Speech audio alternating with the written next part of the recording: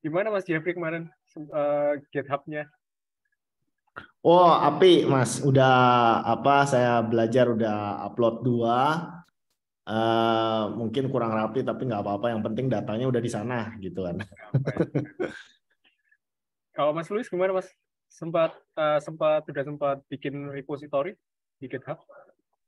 Belum, saya belum nyoba, Mas. Oh, oke. Jadi ini kita malam ini akan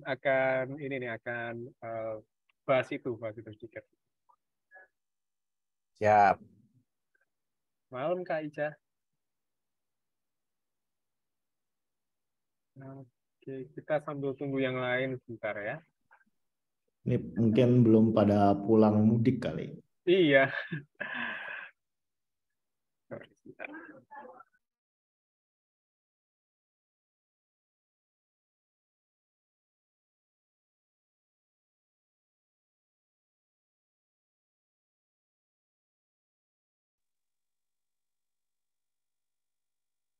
Tapi kalau project udah pada beres ya,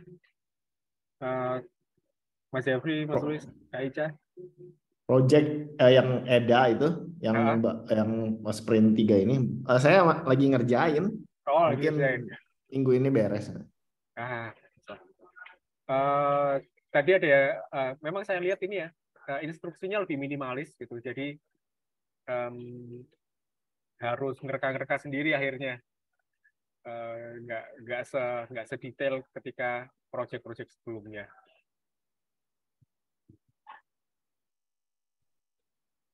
Oke, oke, nggak apa-apa deh. Kayaknya kita mulai aja ya dengan berempat. Nanti mungkin Ya. kalau ada yang join ya menyusul nggak apa-apa. Oke, jadi kita mau bahas terkait ya.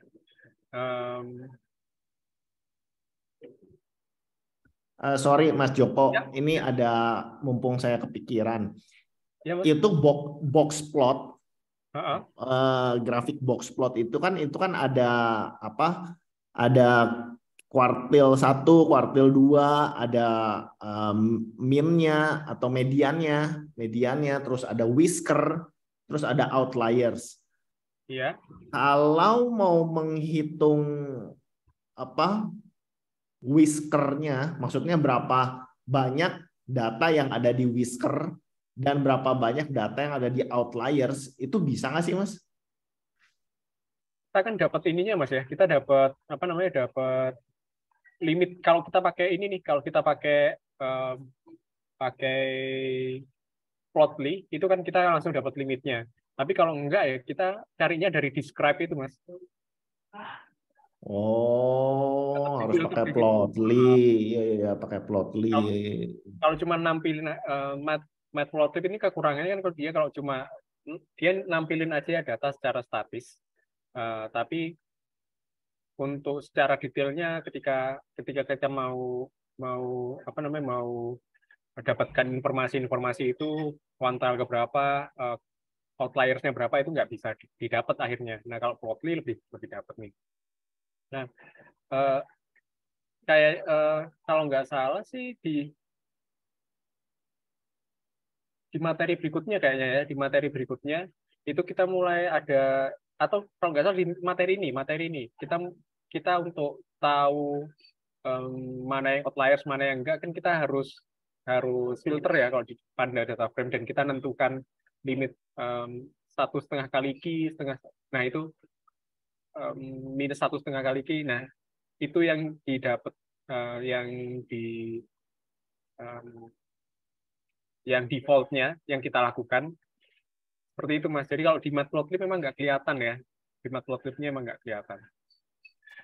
Oh, jadi harus masukin apa fungsi yaitu yang Q Iya, harus masukin 1 minus apa 1,5. 1,5 IQR itu ya. Ya, IQR. Nah, itu salah satu metode itu. Tapi kalau kalau kita pakai Plotly memang langsung kelihatan. Nah, itu salah satu yang bikin ya mungkin saya jadi kalau saya gitu ya mungkin jadi bodoh gitu ya.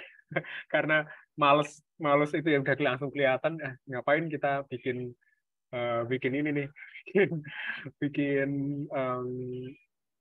fungsi lagi, ya udah saya langsung kelihatan langsung inilah yang di filter sekian, lebih dari sekian dan kurang dari sekian gitu. Tapi ya secara teoritis yang benar ya salah satunya IQR itu untuk Itu cari.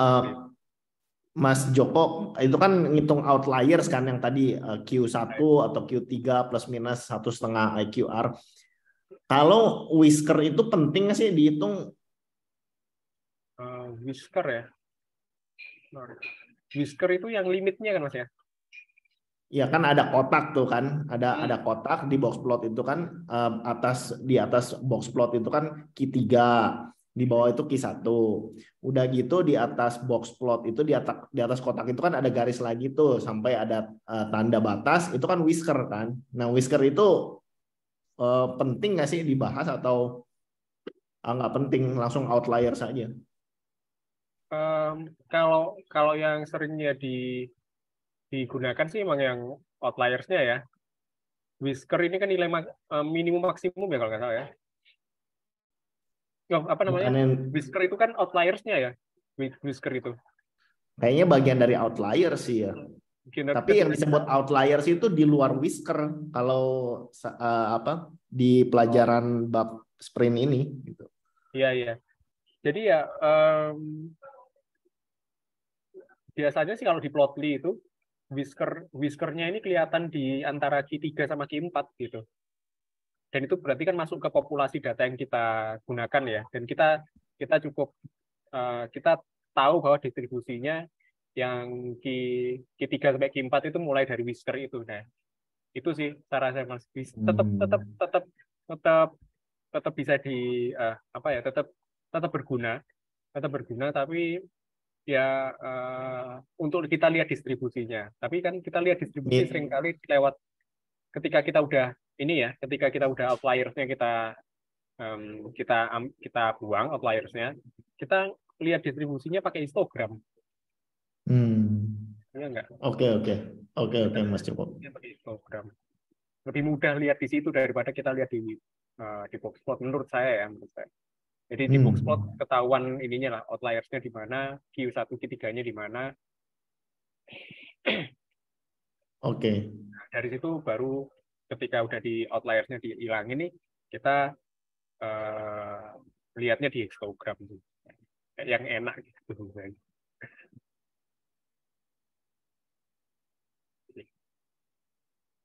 Oke, sebelum kita mulai mungkin teman-teman ada yang mau ditanyakan dulu materi-materi yang lagi dikerjain di platform.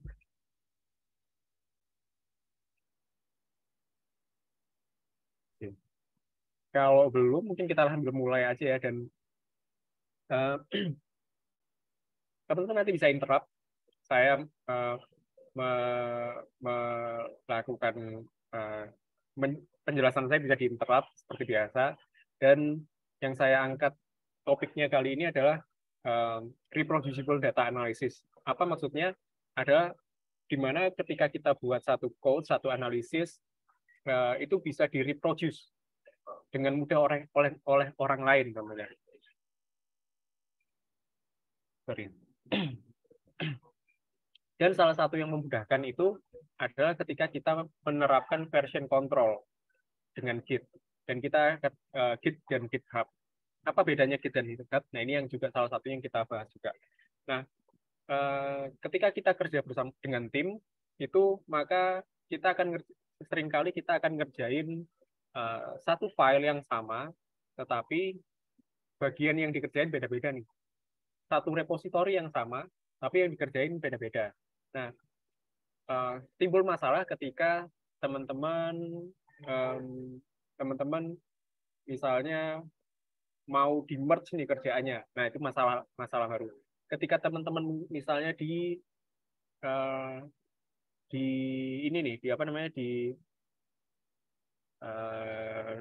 promote gitu ya, di promote. Nah, berarti ada orang baru yang mau mengerjakan, dan itu juga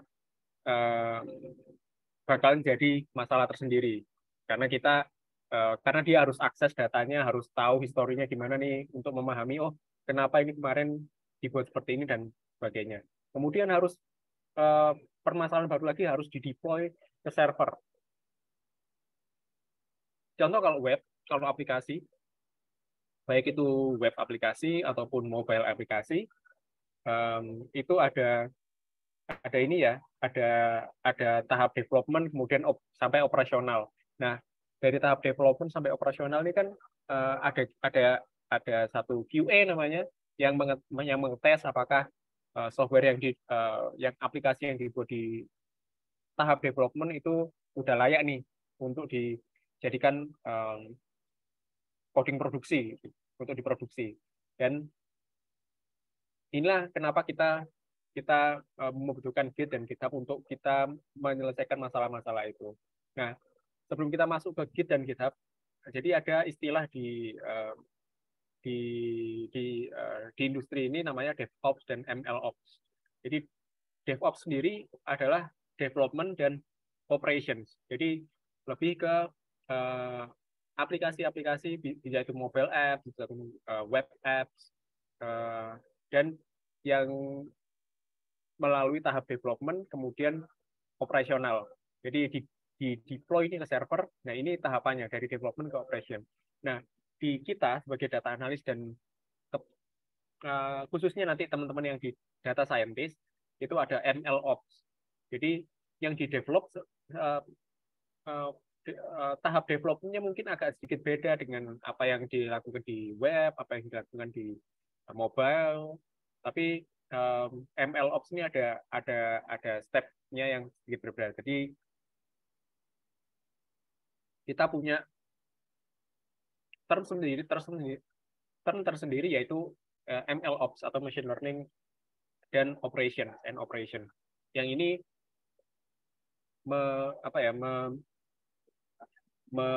membuat pekerjaan kita, coding yang kita buat, model yang udah kita buat bisa deploy, dimanfaatkan secara massal gitu, digunakan di aplikasi yang digunakan orang banyak, di deploy ke server dan ini istilah secara umumnya, dan hal itu juga yang kenapa kita butuh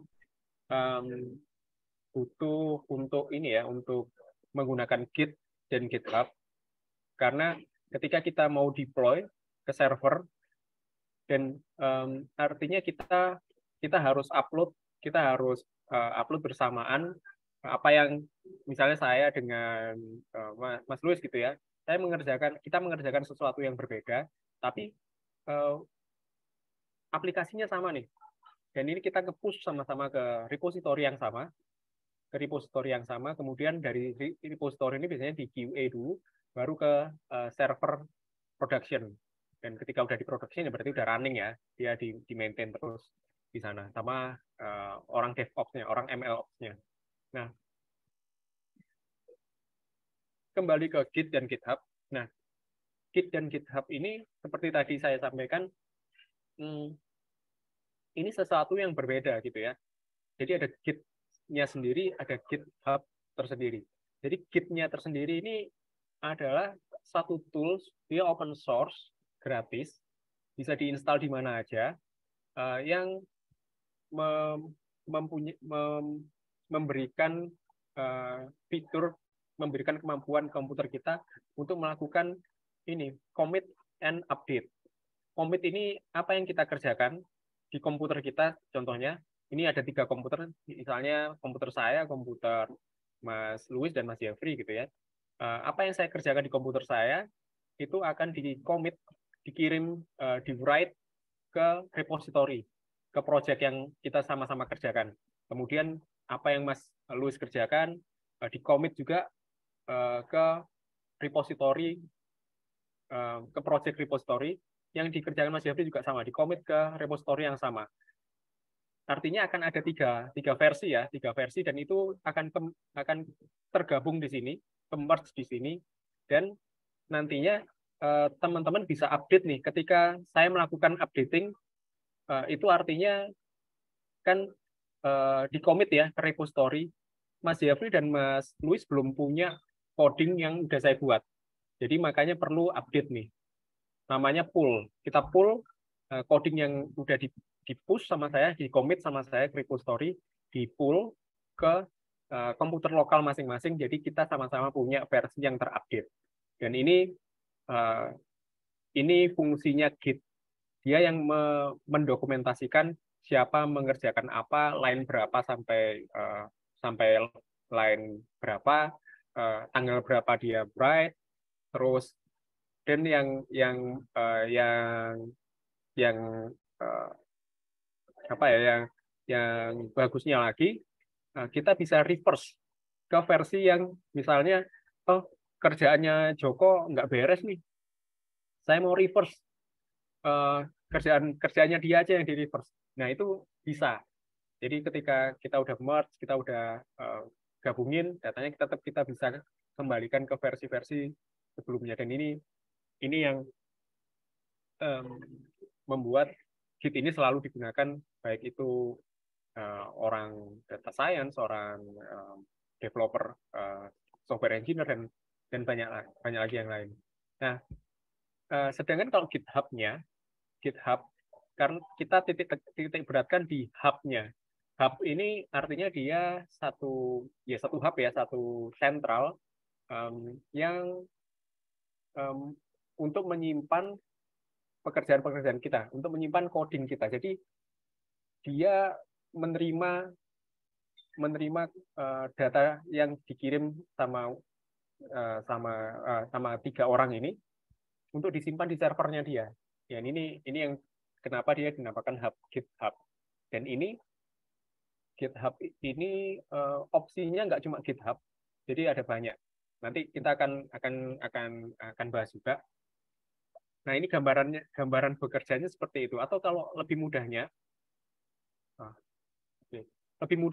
teman-teman bayangin OneDrive itu sebagai GitHub-nya, dan Word, Excel, PowerPoint itu sebagai Git-nya. Jadi kalau kita punya akun OneDrive, kita punya Office 365 gitu ya, dan itu terkoneksi sama Word kita, sama Excel kita. Nah, apa yang kita kerjakan itu bisa langsung kita save ke OneDrive.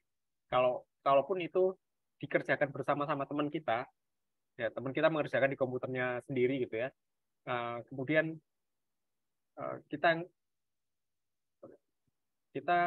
ngerjain sesuatu yang berbeda, nantinya akan ke merge jadi satu di OneDrive, dan nanti ketika kita open yang baru, dia akan terupdate. Mungkin nggak sebagus gitu ya, karena kalau saya lama nggak pakai OneDrive, tapi kalau dulu sih saya harus open lagi, dia muncul notifikasi bahwa ada perubahan, dan saya harus save dan open dulu perubahan yang sudah dilakukan sama teman saya. Tapi kalau Git, kita bisa benar-benar paralel mengerjakannya.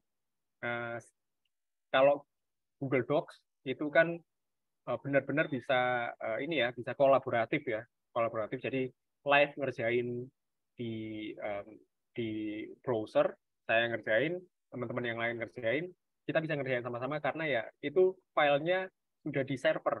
Sedangkan kalau Git, kalau OneDrive, Office ini filenya di komputer kita, ditarik ke komputer kita upload ke OneDrive contohnya. Dan ini analogi yang saya rasa mirip ketika kita membicarakan Git dan GitHub. Jadi analoginya seperti ini, OneDrive dan tools-nya, Word, Excel, and PowerPoint.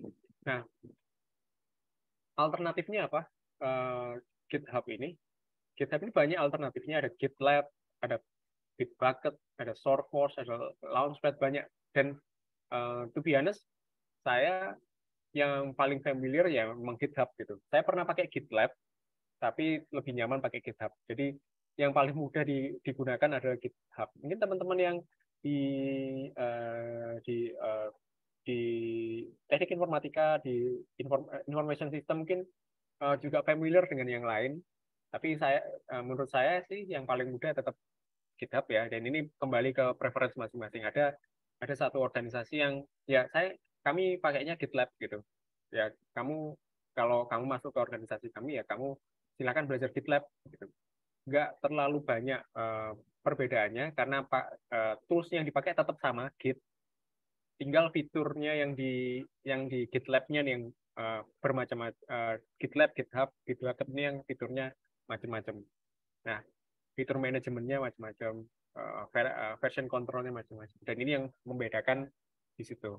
Nah, kita akan coba bikin selanjutnya kita akan coba praktek bikin repository, tetapi perlu dicatat bahwa komputer saya mungkin nggak umum ya, karena saya pakai OS-nya Linux, mungkin teman-teman nggak ada yang pakai Linux, dan ini mungkin akan jadi sedikit barrier dengan apa yang saya kerjakan di sini, tapi paling nggak teman-teman bisa dapatkan gambarannya kenapa GitHub ini Git dan GitHub ini penting. Sebenarnya kalau teman-teman install Git juga di Windows atau saya nggak tahu kalau di Mac ya otomatis sama ya sama di Linux. Mungkin kelebihannya dia ada desktop GUI-nya. Kalau di Linux desktop GUI-nya nggak ada yang dari GitHub langsung. Nah, yang di Windows terutama itu kalau kita install desktop GUI-nya tetap disertakan terminalnya untuk Linux. Gitu. Jadi tetap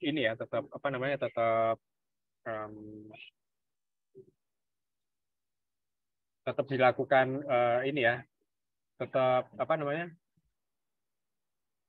sorry.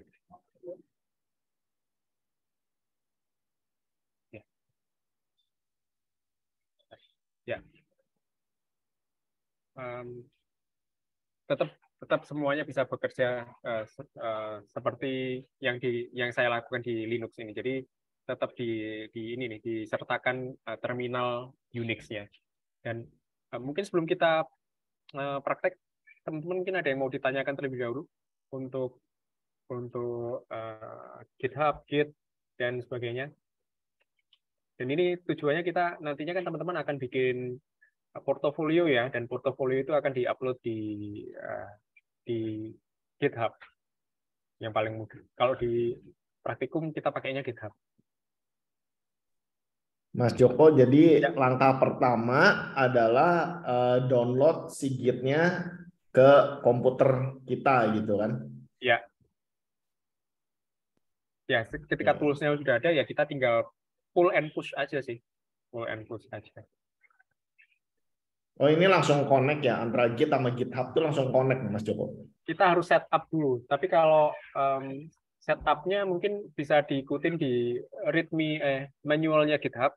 Soalnya kalau yang di Unix ini di Linux ini agak ribet ya. Jadi saya saya udah di setup. Jadi saya nggak ubah-ubah. Nantinya akan kalau saya reset ya banyak kerjaan saya yang nanti nggak ininya keputus ya sama GitHub. Jadi saya harus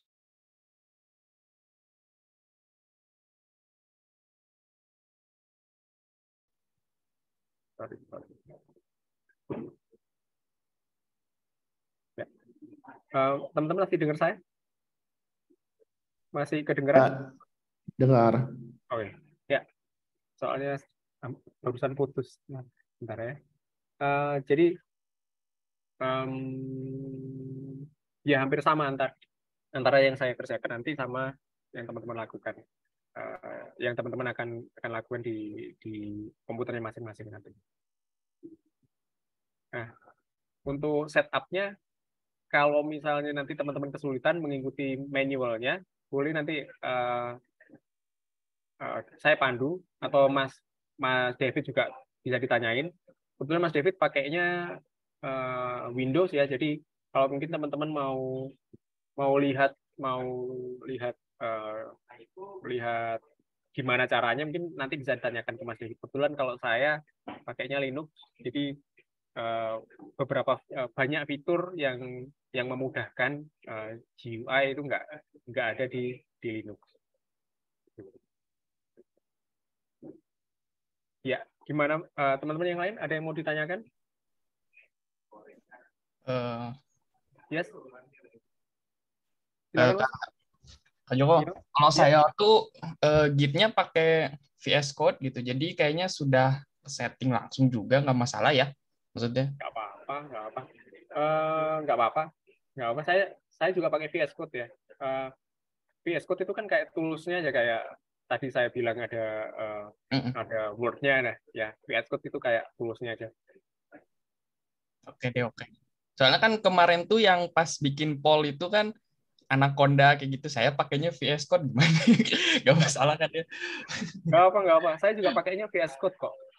Nanti coba terakhir saya ini ya, saya coba buka yang VS Code-nya. Nah, oke. Ada lagi teman-teman? Ada lagi yang mau ditanyakan? Oke, kayaknya kita lihat kita lihat ini ya, GitHub-nya.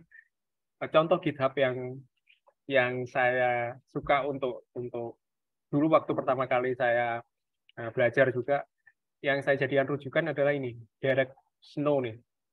Dia salah satu researcher di Alan Turing Institute atau Cambridge-nya malah. Nah, dia bikin repository-nya untuk machine learning bagus banget gitu.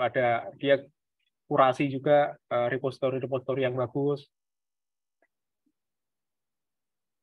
Nah, dan teman-teman kalau mau cari satu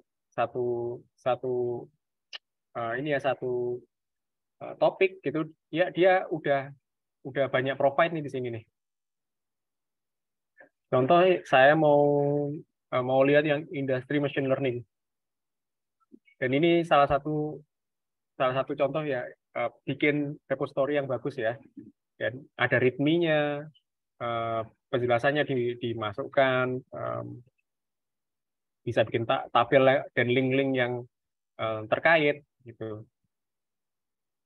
Nah, sama di sini teman-teman bisa lihat bahwa di sini ada kontributorsnya. Artinya dia nggak mengerjakan sendiri, tapi mengerjakan dengan tim. Dan tim ini nge-write ke repository yang sama. Nah, oke. Ya, teman-teman juga bisa lihat ke sini ya, bisa browse langsung. Ini yang ada yang bisnis analytics, ada yang finansial, macam-macam deh. Ya ini project-projectnya, jadi bisa teman-teman jadiin bacaan nih, jadiin contoh juga untuk bikin satu repository ya seperti ini. Saya sendiri punya repository, tapi nggak saya saya nggak niatin, sempat bikin publik gitu, karena biasanya repository-nya untuk pekerjaan ya, jadi saya nggak pernah bikin repository yang publik. Jadi ya hampir sama ya, saya cuma punya beberapa repository aja, dan udah lama juga nggak saya update ya. Intinya kalau teman-teman mau bikin portfolio repository ya ini nih, kita buat di GitHub, repository-nya notebook-nya kita upload. Nah, ini contohnya untuk ini ya, untuk tide level forecasting, untuk memprediksi ombak ya. Jadi ada data ombak, dan itu kita prediksi berdasarkan musiman. Nah, time series datanya. Nah, macam ini nih. Nah, oke. Dan saya udah siapin satu. Oke, ada yang chat sebentar ya.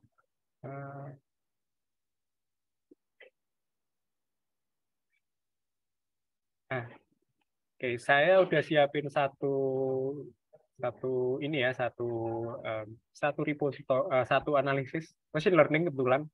Jadi saya share desktop aja deh ya.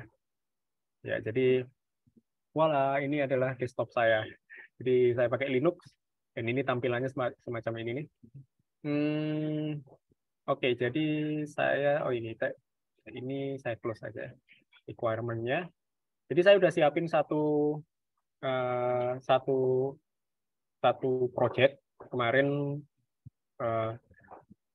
saya buat satu classification untuk mengklasifikasi satu tweet itu apakah tweetnya itu termasuk bullying atau enggak gitu ya. Jadi ini notebooknya ada modelnya saya ekspor, kemudian data-datanya juga ada nih di sini nih. Nah, mungkin nggak begitu rapi gitu. Jadi yang penting ada proyek baru yang saya bisa praktekkan untuk diupload ke repository ya. Nah, oke, kita buka dulu nih untuk notebooknya ya, kita coba buka ya. Cyberbullying ya.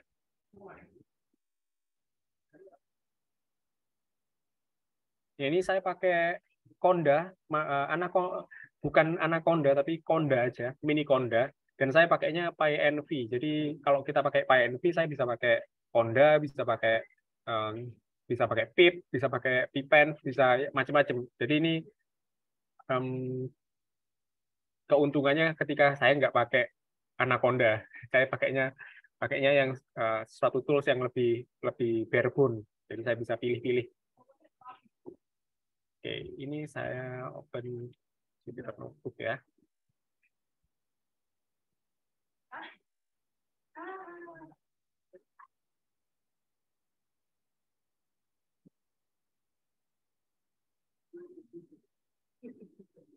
Ya, kalau mini Conda kalau Anaconda saya nggak bukanya agak lama. Ya, oke, udah kebuka nih. Ya, di mana ini? Ya, saya open notebooknya ya untuk tunjukkan ke teman-teman notebooknya seperti apa.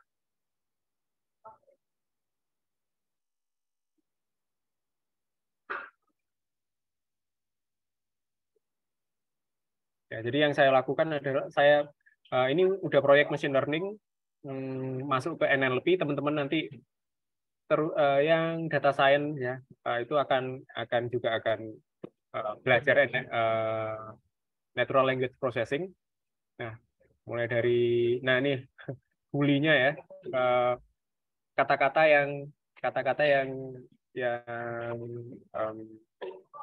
mengandung ciri bullying gitu ya. Nah, ini proses cleaning dan selanjutnya ada chart, ada training. Ini saya pakai random forest dan ini performance-nya. Jadi ini yang akan kita upload ke repository. Saya close aja. Nah, saya shutdown ya. Nah, untuk upload ke repository, ini saya close dulu. Kita perlu folder tadi itu belum ada version control-nya. Jadi saya perlu inisiasi dulu version control-nya pakai git init. Nah, ini dia udah di-initialize nih empty repository karena nggak ada repository sebelumnya. Kemudian saya add semuanya. Oke. Dan saya git ini yang istilah yang tadi yang saya sampaikan commit. Jadi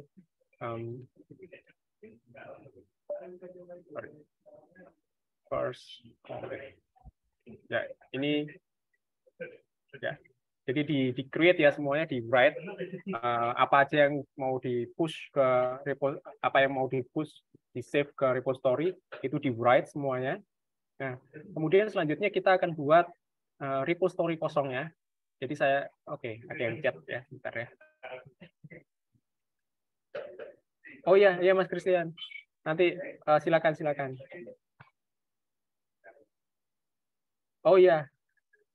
Oh, mungkin nanti saya jawab di ini ya, saya jawab di DM ya. Coba saya belum cek nanti. Slack-nya belum saya buka. Oke, Mas Christian, nggak apa-apa Mas. Silakan. Nah, kita mau bikin repository baru. Bentar.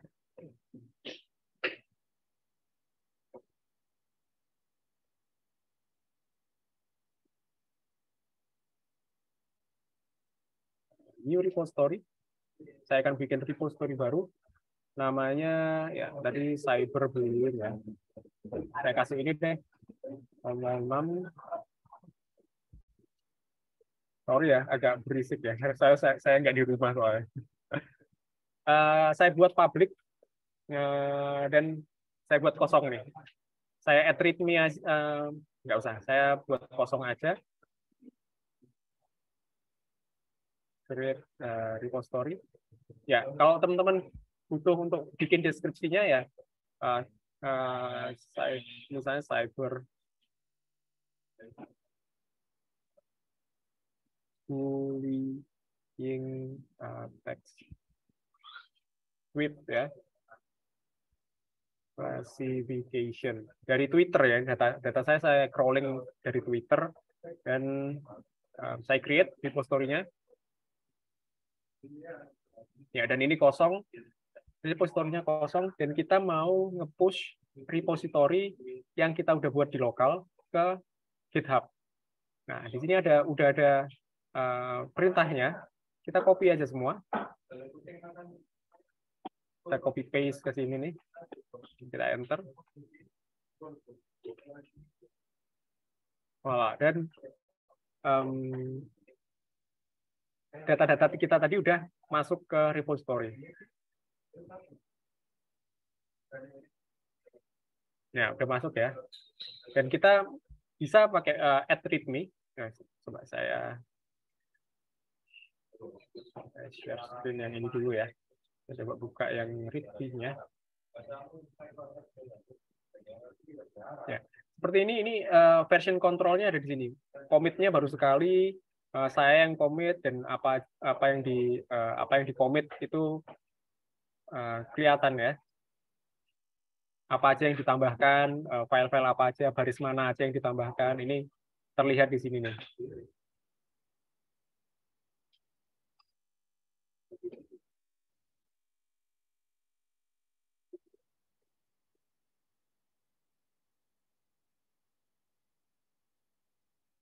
Dan ya, sebentar, saya close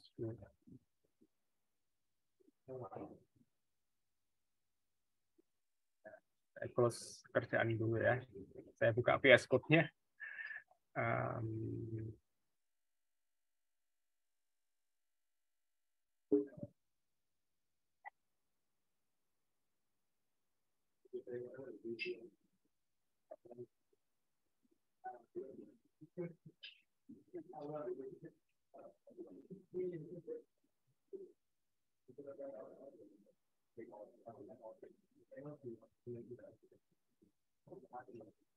Saya buka repository yang tadi itu sebentar ya.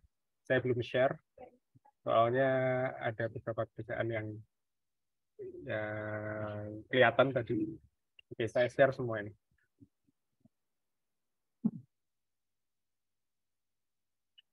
Oke. Ya. Dan ini adalah notebook-nya yang tadi notebook saya buka di Jupyter Notebook. Ini juga saya bukanya di VS Code. Jadi saya lebih sering pakai VS Code ya daripada Jupyter Notebook yang di browser. Ya, dan kita juga bisa bikin tambahan-tambahan filenya. Misalnya kita mau bikin baru nih. Tadinya kan kita udah bikin repository, kita udah commit yang pertama, kemudian apa yang terjadi kalau kita tambahkan satu file, misalnya saya mau buat file baru namanya readme.md.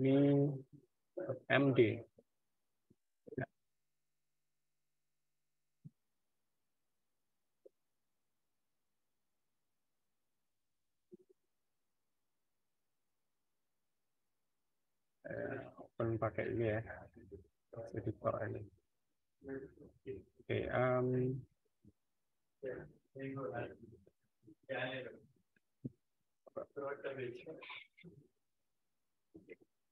cyberbullying with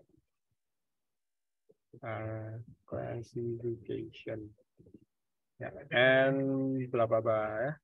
Saya isi ngacak dulu. Saya save. Kemudian kita push lagi, kita commit lagi datanya ke repository. Kita commit dulu, kita add dulu data yang baru. Yang readme tadi itu berarti dia belum masuk ya, belum masuk ke repository yang dikontrol sama Git tadi. Jadi kita harus add dulu. Ya udah di add, kita commit nih. Misalnya saya mau kasih note, saya mau add readme. Ya, di sini menunjukkan ada notifikasi di sini. Create readme, kemudian add readme, dia create, yang di-create adalah readme.md. Jadi ini readme yang barusan kita buat itu sudah dimonitor sekarang sama Git, dan kita siap push ke repositorinya GitHub. Oke, bentar ada yang chat ya.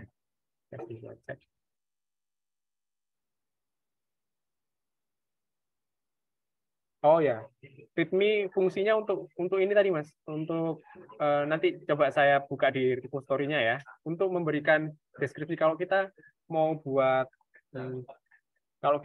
portofolio, tujuannya kan kita supaya portofolio atau kerjaan analisis kita ini bisa dinikmati, bisa dilihat sama orang lain ya. Dan artinya orang lain itu butuh penjelasan. Misalnya deskripsinya apa nih? Ini analisis mengenai ini, data source-nya dari ini, kemudian yang dilakukan metodenya ini, bla bla bla. Misalnya yang saya lakukan tadi klasifikasi pakai random forest classifier, terus hasilnya seperti ini, dan itu dijelaskan biasanya di readme. Jadi seperti kita bikin ini ya, paper ilmiah kecil ya, sederhana aja. Jadi intinya supaya orang yang mengakses repository kita, membaca repository kita itu paham apa nih repositorinya isinya.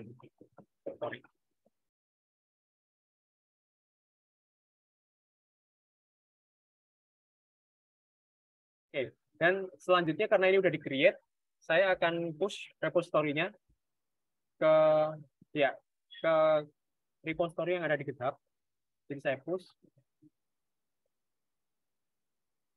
Ya, dia writing dan bla bla bla udah di send ke repository, dan kita coba buka ya. Dan ya malah. Jadi readme-nya udah masuk, dan ini langsung muncul kalau kita bikinnya readme.md markdown namanya. Itu dia akan langsung muncul sebagai front page-nya, Kita mengasih penjelasan di sini. Contohnya yang paling bagus tadi seperti di punyanya Derek Snow ini ya, dia bagus banget ngasih bikin repository-nya. Atau nah seperti ini nih repository yang bagus nih ya, dan karena saya kurang niat bikin repository-nya, jadi repository yang saya bikin nggak begitu banyak, jadi ya contoh yang ini nih. Jadi ya penjelasannya nggak begitu banyak ya, hanya menjelaskan ini terkait apa, introduction-nya apa, metodenya apa, saya pakai LightGPM, result-nya gimana, model performance-nya 99, akurasinya, dan saya tampilkan performance-nya. Dan ya ini ada 2 branch ya.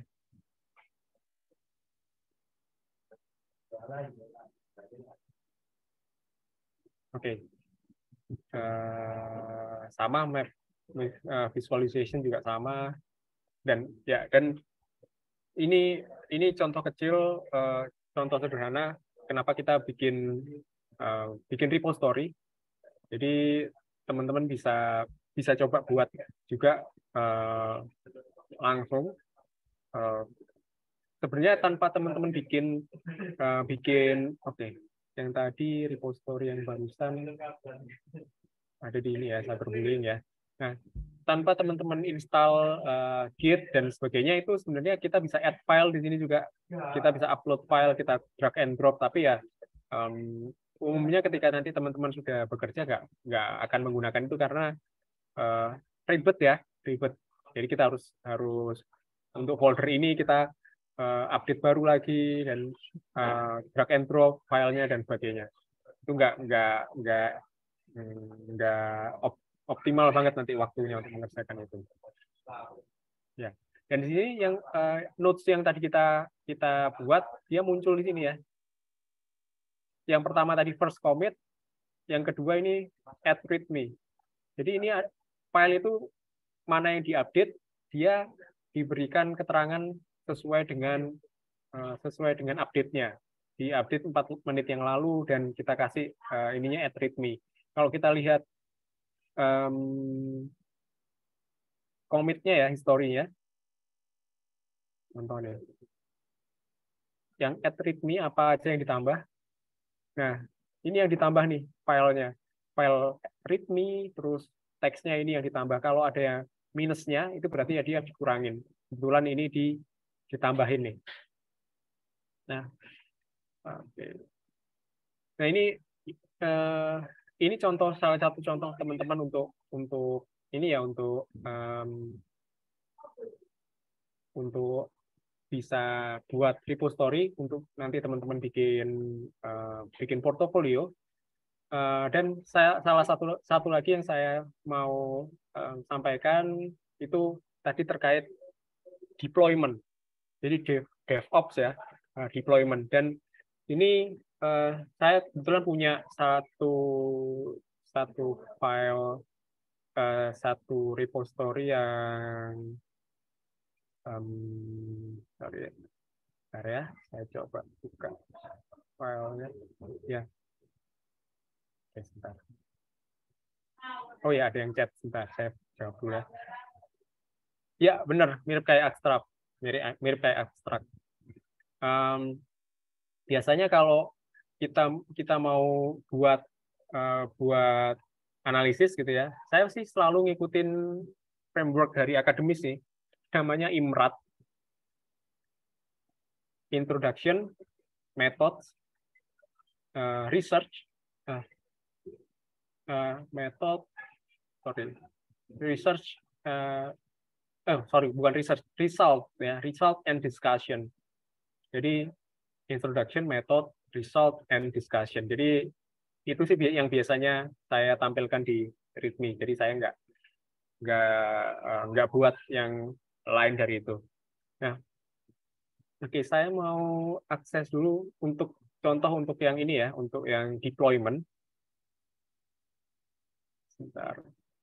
Kebetulan saya kemarin sempat buat ada satu project yang masih POC, project ini ya, santai. Sebentar.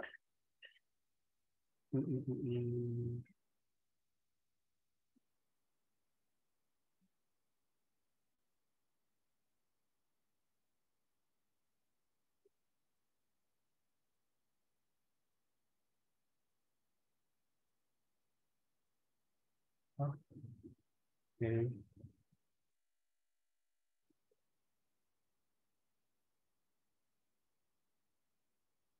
Oke.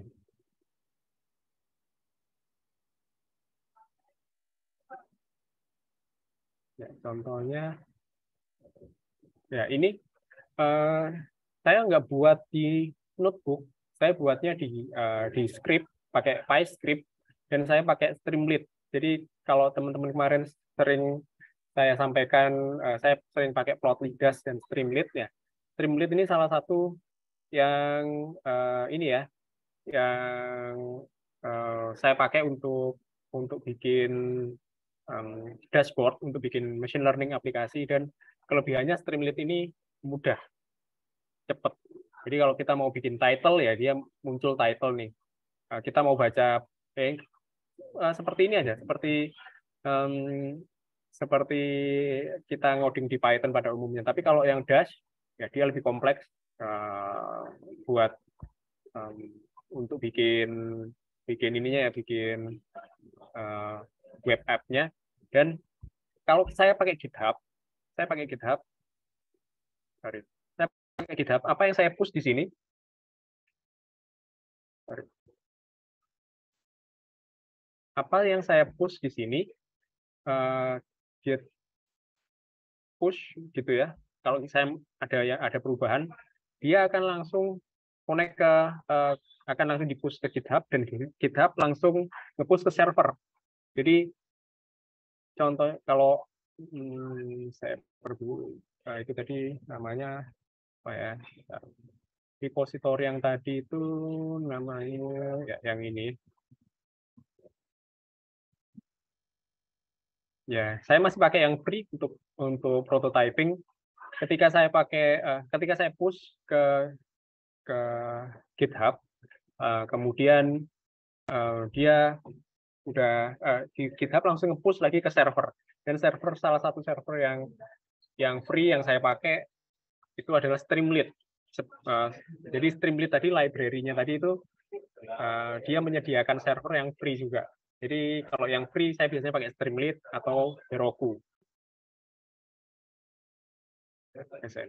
Saya harus login, sorry ya. Saya pause dulu share-nya. Saya pause dulu share screen-nya. Bentar.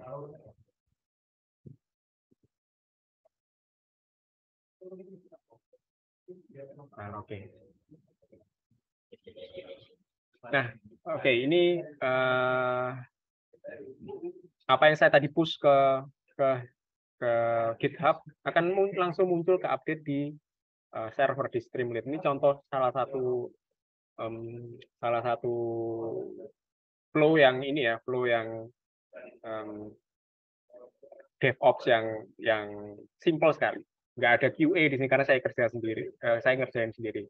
Jadi ini data-datanya kita bisa bikin di web app, reportingnya kita bisa bikin di sini ya, ini kayak dashboard. Jadi kita bisa bikin ini distribusinya karena saya bikinnya random ya, dia kebaginya juga nggak terlalu cakep jadinya pie chart-nya ya.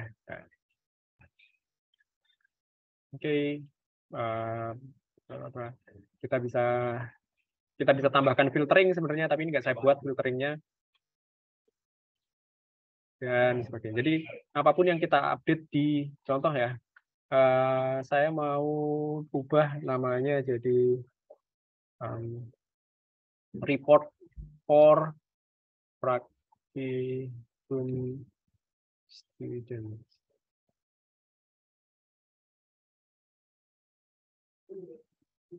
Oke, saya save, saya commit,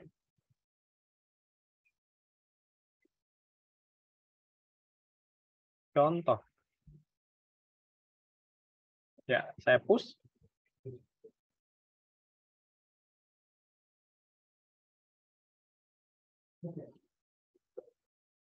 Tapi saya save belum ya?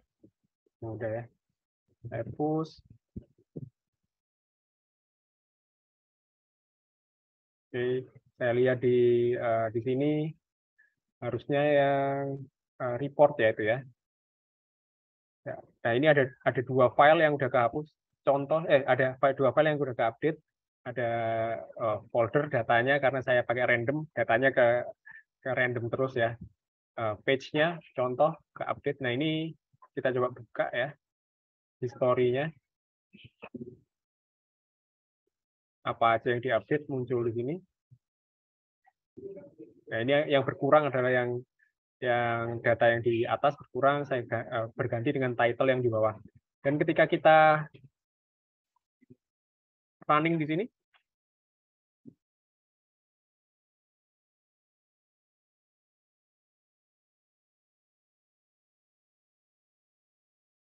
oh sorry, belum ke running ya.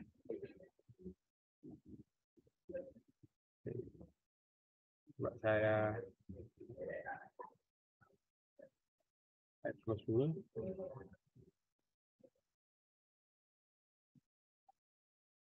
Harusnya di reboot nih.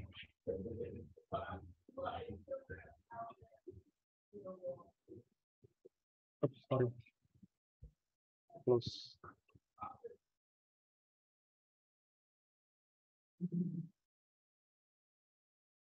Terus ya. Ya, intinya itu jadi proses yang otomatis gitu ya. Sorry, ke close Chrome-nya.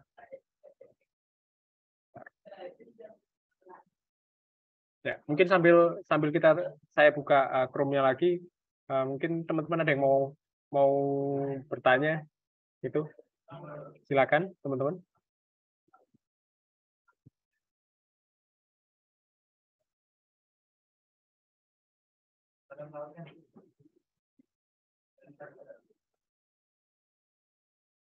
Ya, halo.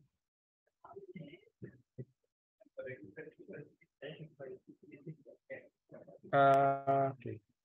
Kak Joko, Ya, itu ya. kalau push sama pull yang di VS Code itu harus login dulu kan ya, maksudnya tuh biar Kalau di mana? nyambung ke GitHub, Maksudnya gimana? Sorry. biar bisa push sama pull ini kan tadi Oh ya, Kak Joko nge-push sama pull tuh. Itu kan harus login dulu kan ya, kayak Git ya. username. Login dulu dan kalau misalnya itu repository bersama ya harus diizinkan sama yang punya repository. Kalau nggak diizinkan ya kita nggak bisa asal nge-push ya. Gitu. Jadi ada layer of security-nya gitu ya. Apa yang bisa kita lakukan. Iya, iya. Saya tuh mau nanya ini juga nih Kak Joko. Yang Ya, .git ignore itu masih belum ngerti saya. oke. Soalnya kan Ignore. misalnya eh, saya ngupload satu file gitu ke GitHub, tapi pengen di hidden gitu si file itu tuh gitu. Jadi yang lainnya bisa kebaca, tapi satu file itu doang yang di hidden gitu. Tuh pakai git ignore kan? Kalau Di kalau ignore repository. itu bukan di hidden ya, tapi memang nggak diupload ke GitHub jadinya. Oh iya. Berarti kalau udah Coba di-upload, sebentar ya. emang nggak bisa bakal tetap ada ya walaupun udah git ignore gitu ya. Kecuali di Iya, delete. kalau udah gitu ignore tetap ada di Oh, delete, tapi yang bisa dilakukan itu repositorinya di restrict gitu ya. Yang mudah itu. Atau biasanya kalau kredensial gitu ya kayak seperti ada yang data pakai kredensial nggak ya? ya kan misalnya Bentar ya. kan misalnya saya tuh pengen upload apa Jupyter hasil hasil saya gitu yang di Jupyter Hub itu. Itu kan ada datasetnya dari praktikum juga gitu misalnya. Nah, saya tuh mau nge-hide si datasetnya aja gitu. Tapi tetap nampilin si Jupyter Hub-nya gitu. Itu bisa nggak ya? Atau harus nggak usah diupload gitu? Iya, nggak usah diupload biasanya. Nggak, ya kalau memang nggak Pak, ini kalau kalau satu repository kita buat public, itu ya otomatis ini ya, Publik semua. iya public semua, Oh, public oke. semua. Jadi salah satu yang bisa kita lakukan ya kita manage repositorinya, gitu. Mana yang atau ya emang kita nggak upload gitu ya, kita upload ke repository yang berbeda gitu misalnya, boleh juga. Oke, oke. Sebentar saya cari contoh yang ada git ignore-nya ya, yang bisa kira-kira bisa saya tampilin ya. Bentar ya. Hmm, hmm, hmm,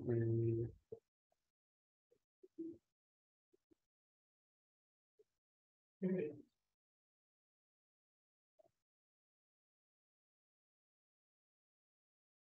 Um,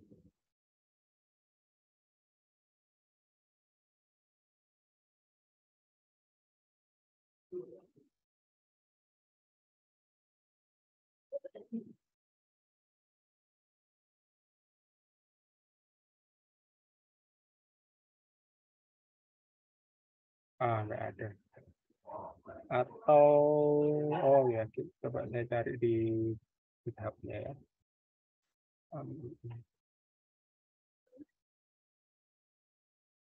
Oh ya, bentar. Ternyata saya salah update ya. Jadi emang udah ke-update. Saya pikir yang ke-update yang ini tadi. Saya salah salah lihat. Jadi yang terupdate ternyata yang ini ya. Ada report for practicum. Sorry. Saya nggak share semua.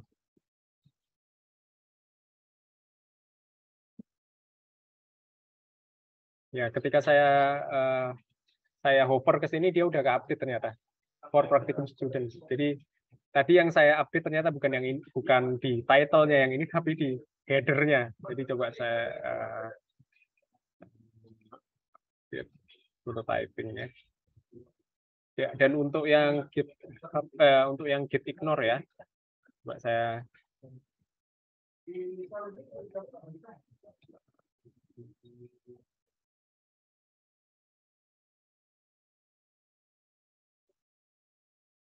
ya ini ada git ignore-nya nih. Ya, ya. Jadi kayak folder-folder yang ini ya, folder-folder yang kayak ini biasanya saya supporting files ini biasanya saya kayak paper gitu ya. Saya taruh sementara ketika di project itu saya taruh di supporting files. Kemudian ya nggak saya update gitu, nggak saya upload gitu ya. Supporting file, VS Code, checkpoint, credentials. Ini credentials ini biasanya kalau kita mau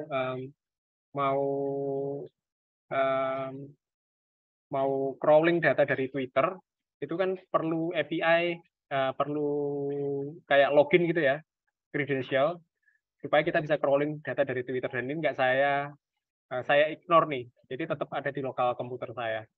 Jadi ketika di codingnya dia akan semacam intinya nggak saya buat sih ya. Ya, di sini config text-nya.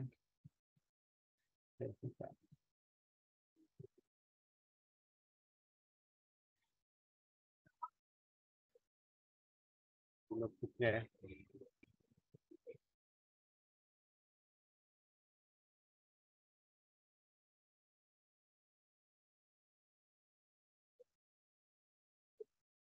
Ya, kredensialnya kosong, jadi saya kosongin gitu aja. Sebenarnya ini bisa nyambung ke itu tadi, ke data kredensial yang saya nggak ini ya nggak sertakan tadi ya. Oh ya, saya coba yang ini, mungkin itu Mas Gibro ya. Jadi git ignore tuh bisa tidak upload data yang di dalam file serta yang berupa file gitu ya. Berupa file atau berupa folder. Oh, itu Jadi doang. tergantung ya. Doang. Oh iya, iya. Apa aja? Berarti misalnya ada file penting ada kode penting yang di file tapi nggak mau di hidden gitu, nggak mau di upload, nggak bisa ya. Pokoknya cuma file atau folder doang gitu ya. Iya, file atau folder doang. Berarti itu di lokal ya, berarti ngerjainnya ya, maksudnya tuh ya. Dari Ya, awalnya ya. di lokal. Oh iya ya. Oke, terima kasih. Biasanya sih kalau kayak web gitu ya, ada yang di encryption gitu. Jadi kayak email gitu supaya nggak bisa di crawling gitu, ada caranya supaya di diacak gitu ya codingnya, supaya dia nggak muncul seperti email saya joko@praktikum.destim itu nggak muncul di situ, munculnya ya kode acak gitu. Itu ada ininya sendiri. Jadi harus di decode dulu baru kelihatan gitu. Tapi kalau sejauh ini kalau yang Python sih saya untuk yang machine learning sih saya nggak, memang kalau yang public ya saya memang nggak sertakan filenya, kayak credential itu nggak saya sertakan. Oke, saya sambil jawab chat ya, ada chat dari ya harus coba nih Mas. Nanti pasti ngulang lagi ya ini ya, dan setup-nya harus mungkin beda dengan saya. Nanti setup-nya teman-teman bisa tanya ke saya kalau misalnya ada yang kesulitan. Dan saya mau coba lagi yang satu tadi ya, report ini tadi yang saya ubah adalah yang header-nya, page title. Nah ini saya dashboard title-nya saya ubah di sini. Ya, saya write ya.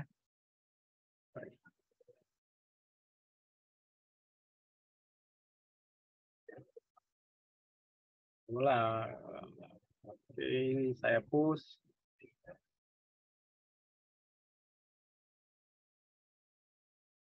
Oke.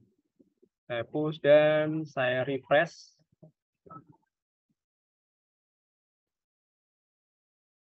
Ya,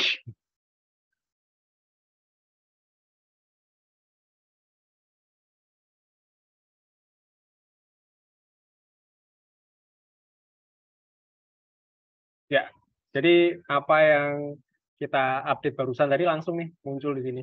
Ya, ya karena filenya juga kecil ya. Karena filenya juga kecil. Ya, jadi ini secara umum prosesnya dan kenapa kita butuh pakai GitHub, pakai Git dan GitHub dan varian-varian lainnya GitLab ya karena ini tools untuk teamwork ya untuk kita ataupun teman-teman yang mungkin yang mau membangun portofolio ya ini salah satu tools yang wajib ya untuk dipraktekin nih karena nantinya portofolio teman-teman akan di showcase di sini, ditunjukkan di sini. Oke. Baik. Oke. Sampai di sini teman-teman mungkin ada yang mau ditanyakan.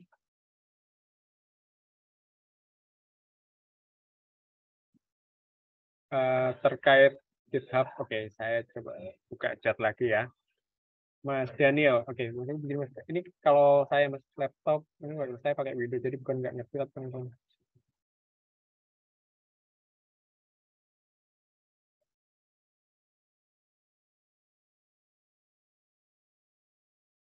Nggak perlu Mas, nggak perlu install. GitHub, oke, GitHub desktop ya.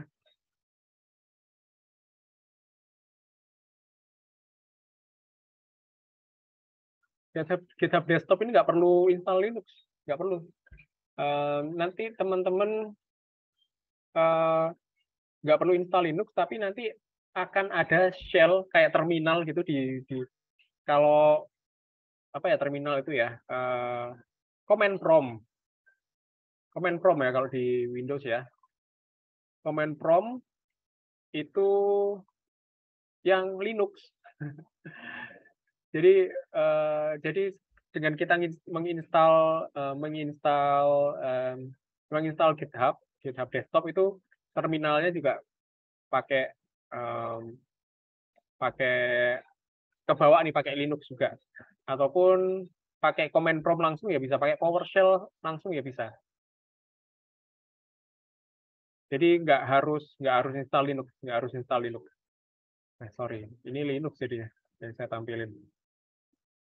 Nah, kemudian bukan nggak ngerti tapi ya tuh Windows dan Linux. Ya, saya udah ninggalin karena saya prefer pakai open source dan saya males pakai Windows karena salah satu alasannya adalah resource ya. Jadi kalau saya Windows itu kalau nggak kita gunakan diem gitu aja 40% RAM CPU itu udah pasti kepake tuh. Tapi kalau Linux yang sering saya pakai ini saya bangunnya dari barebone. Jadi saya install Linux server terus saya tambahin satu persatu nih saya butuh ini ya saya tambahin. Jadi bisa saya custom ya, saya sesuai kebutuhan saya dan itu runningnya jadi lebih enteng, lebih sesuai sama kebutuhan saya gitu aja. Jadi nggak buang-buang resource ya. Oke. Oh, Mas David kayaknya bukan 2 OS ya, tapi di Windows 10 itu ada yang namanya WSL, Windows Subsystem Linux, dan ini bisa diaktifin aja langsung. Jadi nanti teman-teman ketika diaktifin, teman-teman akan punya terminal yang Linux gitu. Kemudian atau terminal Linux itu juga bisa teman-teman install desktop environment-nya. Jadi akan muncul seperti saya gini. Tapi yang sederhana ya karena RAM-nya juga akan makan RAM komputernya teman-teman. Jadi WSL bukan Wall Server Leak ya, tapi ini nih install Linux on Windows with WSL. Jadi Windows Subsystem for Linux. Nah, ini nggak perlu install benar-benar Kalau dulu kita mau install Linux di Windows, itu either pakai VirtualBox namanya, virtual machine namanya. Jadi mana ya? Saya pakainya VirtualBox ini. Nah ini sorry, itu yang saya pakai untuk dulunya, untuk kalau di Windows juga, misalnya saya mau pakai Linux, ya saya install Linuxnya di VirtualBox.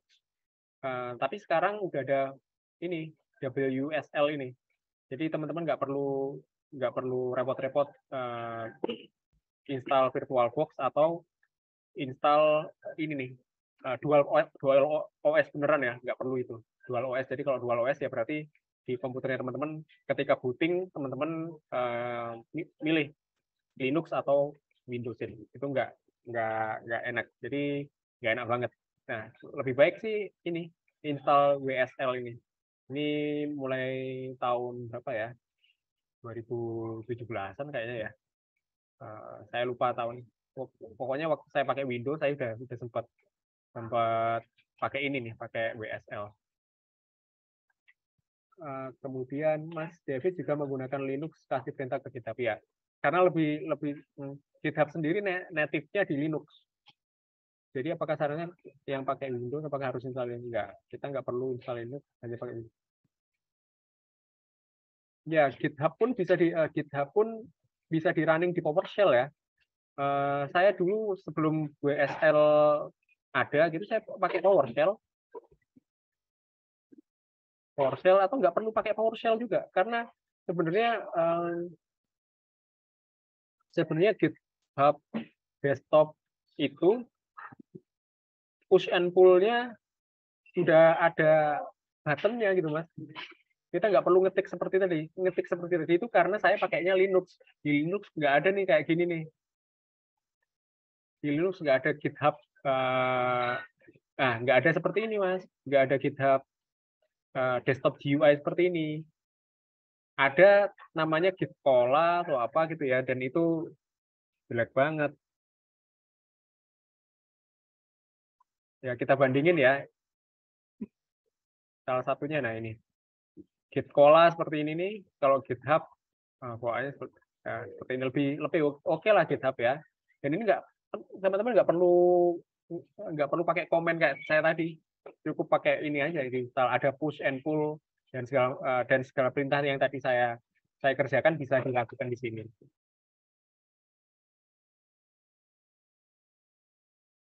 Mungkin itu ya Mas Daniel menjawab. Jadi install WSL itu tadi via apa ya? Kayaknya via harus diaktifin dulu, saya kalau nggak salah diaktifin dulu fitur apa gitu, saya lupa. Install WSL Windows 10 aja ya. Saya Windows 11 malah belum pernah coba. Ya ini di enable dulu nih. Enable-nya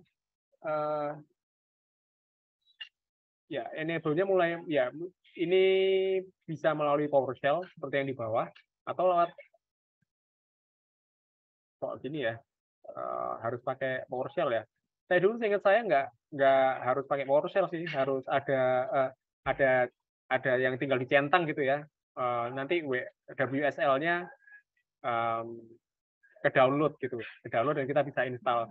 Dan ketika WSL-nya udah di enable, itu kita untuk install Linux-nya itu lewat Windows Store aja.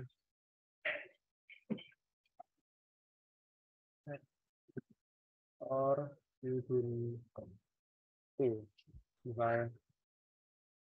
ini ada nih.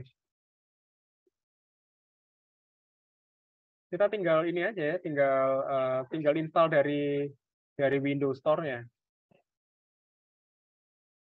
Ada Ubuntu, ada Kali, ada KDE kalau nggak salah.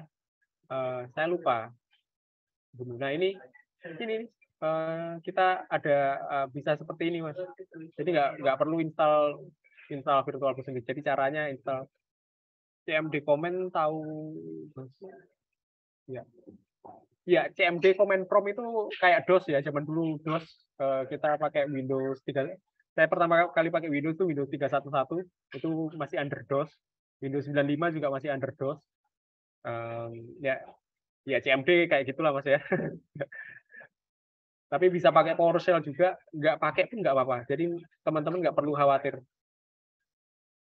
Kenapa pakai Ubuntu? Karena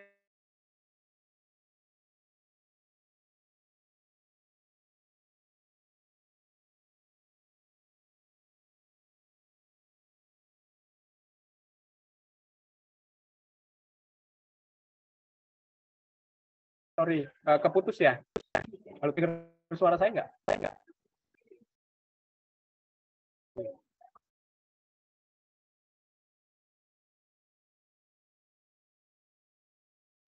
Ya, kedenger Mas.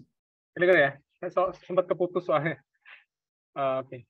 Nah, sampai mana tadi ya? Tadi sampai mana ya terakhir ya? Sampai nggak pakai PowerShell pun bisa, Mas. Oh ya, nggak pakai PowerShell bisa. Nggak pakai PowerShell bisa. Pakai GitHub Desktop tadi ya. Seperti ini nih. Push and pull-nya langsung dari sini. Oh, pakai Ubuntu. Kenapa pakai Ubuntu? Ubuntu itu salah satu repository Linux yang paling mudah. Ya, saya pakai yang paling mudah. Saya pakai yang paling mudah. Terus paling banyak, paling gede komunitinya. Jadi ketika kita cari, ketika ada error, itu yang ngalamin banyak dan sudah banyak solusinya gitu ya. Daripada kalau kita misalnya pakai ARC gitu ya, repot. Nah, saran saya juga kalau misalnya pakai Ubuntu, pakai yang LTS namanya. Itu long term service kalau nggak salah. Jadi intinya kalau LTS itu dia lebih stabil lah ya, nggak terlalu sering diupdate. Jadi nggak lebih jarang crash. Ya, itu Mas alasan saya pakai Ubuntu. Jadi paling paling mudah lah ya, paling mudah. Repository atau programnya juga yang programnya banyak. LTS itu versinya Mas. Di Ubuntu ya, Linux itu soalnya dia ada yang bleeding edge namanya. Bleeding edge itu apa yang paling update ya udah langsung diterapin ke versi yang terbaru. Apa yang baru diupdate, apa yang baru di develop langsung diterapin. Apa yang baru di reset langsung diterapin. Itu namanya bleeding edge. Dan itu sering crash gitu karena ya baru. Nah, tapi ada versi-versi yang nggak menerapkan nggak menerapkan fitur-fitur yang lagi di development, namanya LTS. Itu long term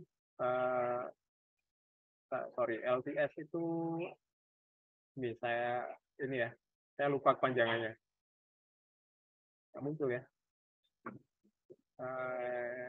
Long term service atau long term service ya, artinya dia di service di support atau long term support, saya lupa. Oh ya, long term support ini, long term support dia disupport sama Ubuntu lebih lama, 5 tahun gitu. Ketika disupport lebih lama berarti dia dapat update-nya juga lebih lama gitu. Sedangkan kalau yang bleeding edge itu sekitar 6 bulanan ya, 6 bulanan diupdate ya udah, habis itu ditinggalin gitu. Karena itu untuk riset dan untuk development. Nah, itu bedanya. Nah, yang membedakan adalah kalau Ubuntu yang LTS itu dia genap versinya. Jadi dari 22, 20, 18, 16 dan belakangnya 04. Jadi kalau yang genap dan belakangnya 04 ini yang LTS. Mas, itu ada recommend system requirement untuk Windows 10 yang mana? Recommendation apa ya Mas ya? Untuk apa Mas? Recommend system requirement untuk Windows 10. Untuk melakukan data science dan segala macam. Saya rasa RAM 8 itu masih gimana? Oh, oke.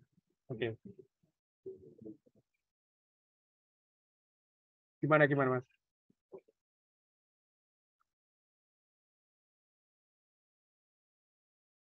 Oh ya ya, baik-baik. Nah, kalau Mas Jibril tadi saya pakai terminal CMD PowerShell, ya sama aja, sama aja, sama aja. Even saya di sini walaupun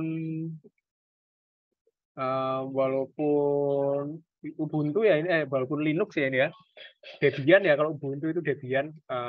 Jadi kalau Linux itu ada dua, ada yang Debian dan ada yang Red Hat. Nah, dua versi ini barebone core-nya beda. Dan ini saya pakainya yang Debian. Ubuntu itu variannya Debian.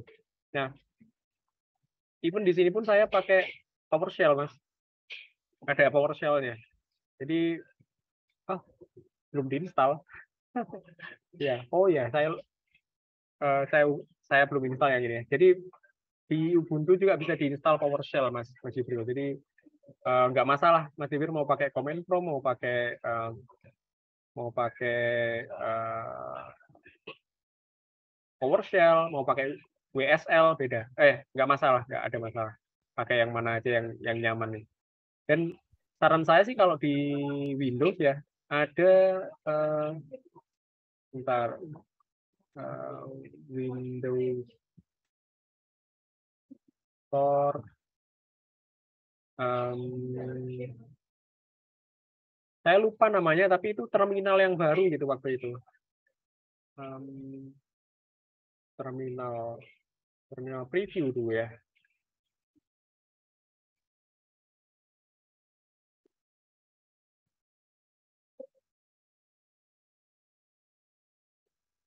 Nah, iya, saya pakai ini. Ya, saya dulu pakai ini. Enaknya adalah saya bisa buka macam-macam nih di sini. Saya bisa buka lebih dari satu terminal gitu. Mungkin terminalnya bisa yang ini PowerShell, terus ini sebelahnya itu Linux dari GitHub dan macam-macam. Kita bisa seperti itu nih. Ini bawaannya Windows kok, tapi masih preview ya.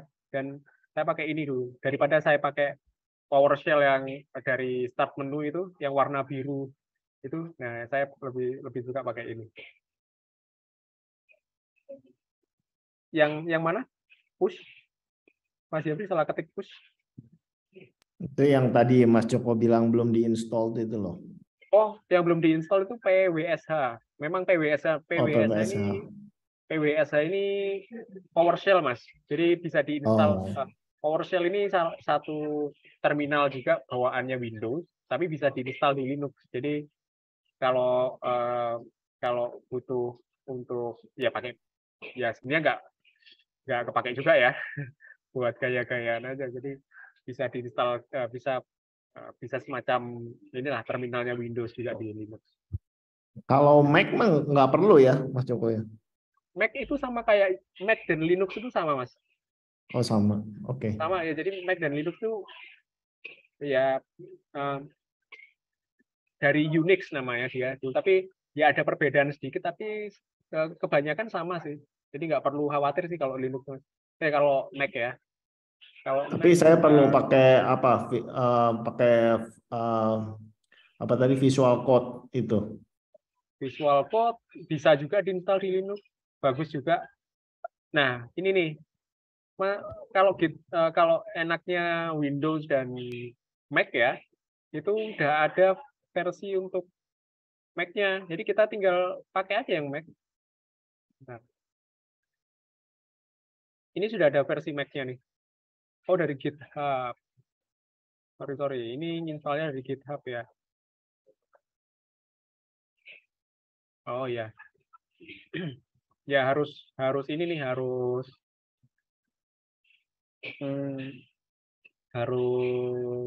pakai harus install kayak build dari manual nih. Kalau Mac ternyata ya mirip-mirip Linux lah ya, tapi harus lebih banyak toolsnya.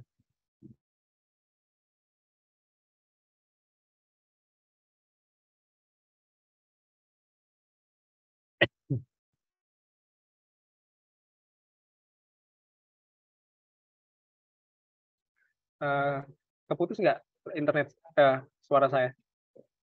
Halo? Enggak, Mas. Enggak. Oke.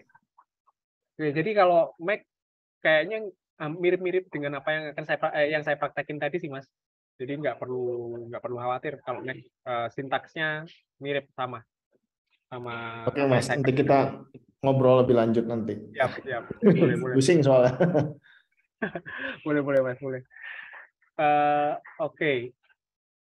Mas Jibril ya, yang membedakan terminal tuh cuma UI-nya ya? Enggak, sintaksnya beda. Terminal yang tadi, terminal yang ini ya, ini dia bisa tab, Mas.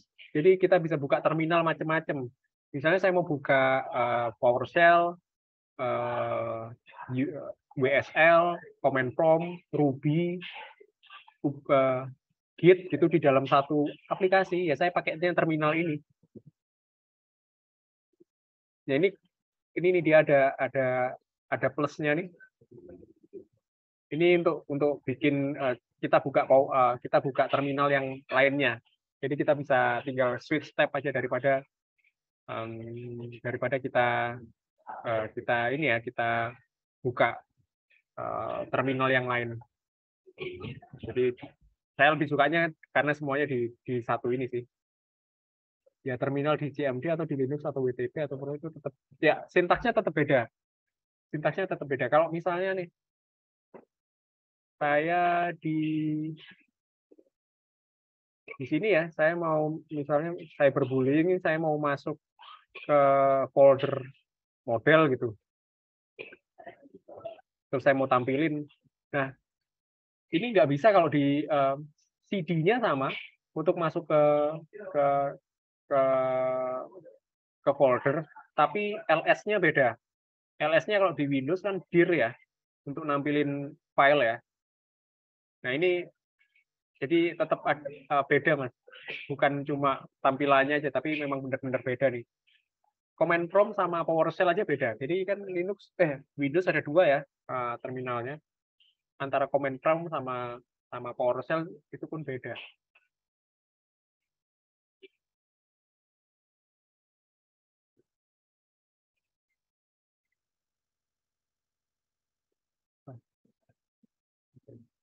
Saya harusnya masuk ke ini tadi ya. Jadi Git personal. Nah, ya ya dan kalau Linux ini bukan bawaan Linux ya, kalau terminal ini ya, ini terminal Linux ya polosan aja, ini saya juga custom. Jadi kalau ya Linux bisa di custom ya, bisa ya banyak tools yang nerd banget gitu, kayak ya ini kayak gini nih, nampilin macam-macam inilah ya. Nah ya ini sedikit juga kita bahas Linux dan ini ya operating system jadinya ya. Oke, jadi gimana teman-teman?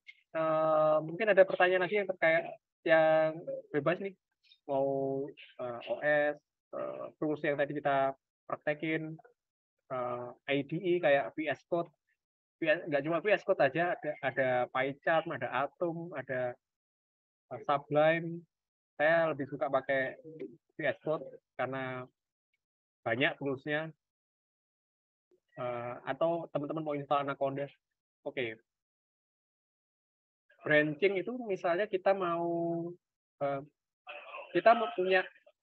punya satu aplikasi, tapi kita pengembangannya kita punya ide yang lain nih. Jadi misalnya nih saya sama Mas Jibril ya, kita punya ide yang berbeda gitu. Kita punya ide yang berbeda untuk kita kerjakan masing-masing. Tapi nanti ketika ternyata branching itu ya apa namanya bisa jalan secara bersamaan, itu bisa di merge. Jadi branching ini lebih banyak itu percabangan developmentnya. Misalnya satu apa ya contohnya ya satu misalnya mau ngerjakan classification-nya gitu. Kalau satunya mau pakai clustering metodenya. Nah, kalau di machine learning ya. Dan ini jadi ada 2 branch gitu ya, 2 versi yang bisa di development berbeda barengan. Nantinya ketika satu saat mau di merge ya bisa juga gitu, tapi yang konflik tetap harus diselesaikan akhirnya. Gitu Mas. Kebayang nggak Mas? Waduh, belum sih, soalnya kan emang di GitHub tuh ada branching juga gitu kan, itu masih Ya. buat apa gitu. Coret-coret di mana ya? Ya di sini deh ya. Intinya sih kalau kita pada satu fase development ya, kita ini develop nih, kita commit lagi. Nah, ada satu titik misalnya kita punya 2 ide gitu. Kita jalanin ini dan satunya kita branch Mas. Ini. Jadi ada 2 versi nanti yang jalan bersamaan. Bukan bersamaan ya, maksudnya kita bisa pilih nih mau develop yang mana lagi gitu. Dan ini nggak cuma 2, jadi bisa bercabang lebih banyak dari itu. Dan satu saat nanti ketika ternyata kita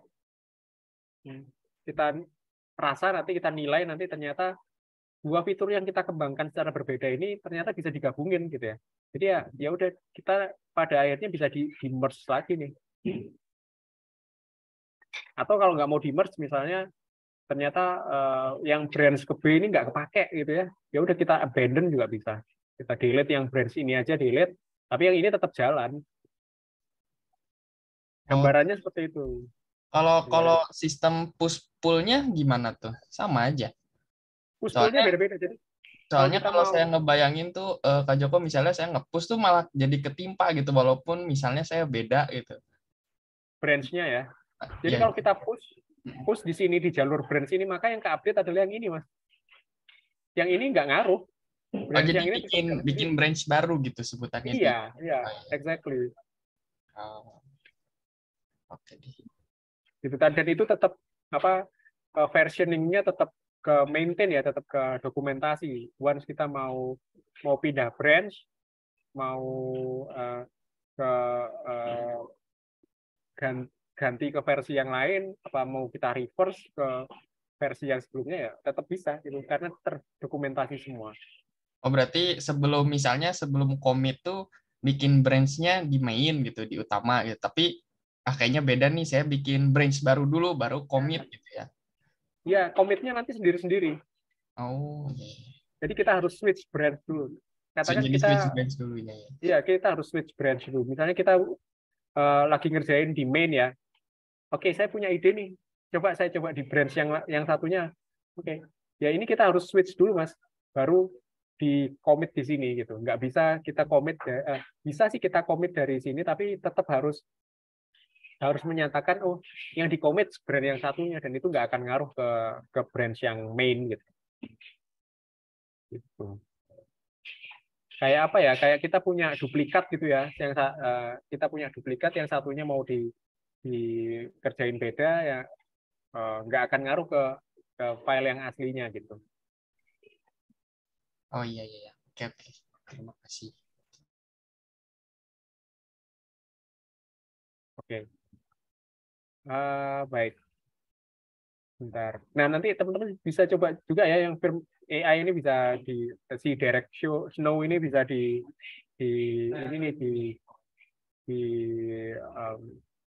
contoh nih ya, repositorinya cakep banget untuk data scientist, machine learning engineer, data analyst ya seperti ini. Atau nanti satu saat juga saya pasti akan saya coba akan sampaikan ini Streamlit. Mungkin yang Streamlit ya, yang Dash kayaknya kalau ada waktu deh, karena itu nanti akan panjang kalau Dash. Kalau yang Streamlit ini lebih gampang. Jadi untuk teman-teman bikin dashboard, bikin machine learning aplikasi bisa secara mudah menggunakan Streamlit ini. Kemudian ya GitHub desktop, saya sarankan sih yang teman-teman yang di Windows pakainya GitHub desktop aja, ataupun yang di Mac ya nanti kita bisa ngobrol-ngobrol ya yang di Mac ya, karena kurang lebih sama sih kalau sama yang di Linux penggunaannya. Dan oke. Terminal juga saya saranin sih pakai yang ini karena cakep banget, memudahkan ini yang untuk switching dan segala macam. Kalau kita sering pakai terminal. Oke. Jadi teman-teman ada yang mau ditanyakan lagi terkait materi yang disampaikan malam ini?